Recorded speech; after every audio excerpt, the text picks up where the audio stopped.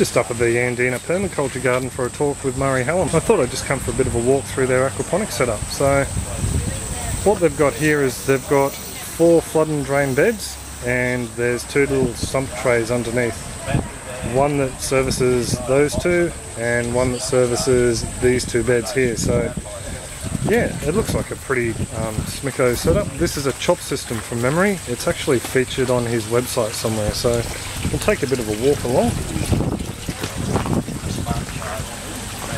They're just using the rock gravel in here. I've noticed up in other beds they're using the hydrogen or the clay pebbles. And they're all the bell siphon drainage systems. So. And what my backup system does, that's the air stone. Mine does is when the power cuts off, battery cuts in. Some beans growing up, a bit of some trellis line there, just looks like hay baling twine. And some fresh greens going into the system. Up here in this bed they've got some hydroton or the expanded clay balls mixed in with the stone. And this system is all run by this large tank here.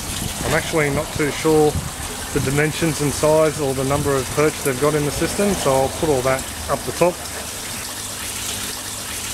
So it's pretty impressive. I'd like to be able to show you some of the fish they have in there, but it's a bit hard with the bubblers. You might see some shadows down the bottom. See if we can see some fish up this side.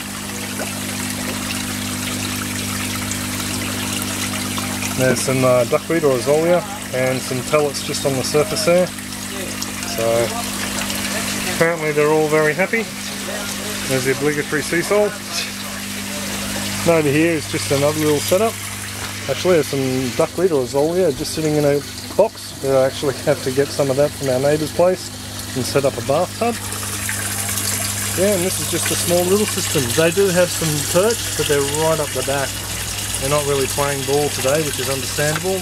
Fish don't really like to come out into the light. This one here looks like it's growing a bit of taro and just some leafy greens. So all these systems will run on the flood and drain bell siphons. So quite nice little setups. And here is just a basic little bathtub flood and drain, just with a couple of goldies in the bottom, just down in there. Very hardy aquaponic fish, so they're great just for small little systems like this. If you're a vegetarian and not into eating meat, they run happily on goldfish, or if you want to make some money out of them, apparently koi are a pretty good aquaponic fish as well. So this little one here is just filled with some herbs and some greens. So yeah, just a bit of a wander through the Yandina Permaculture aquaponics setup. Any comments, questions, suggestions, leave them in the comment section below. Other than that, have a great one. Catch ya.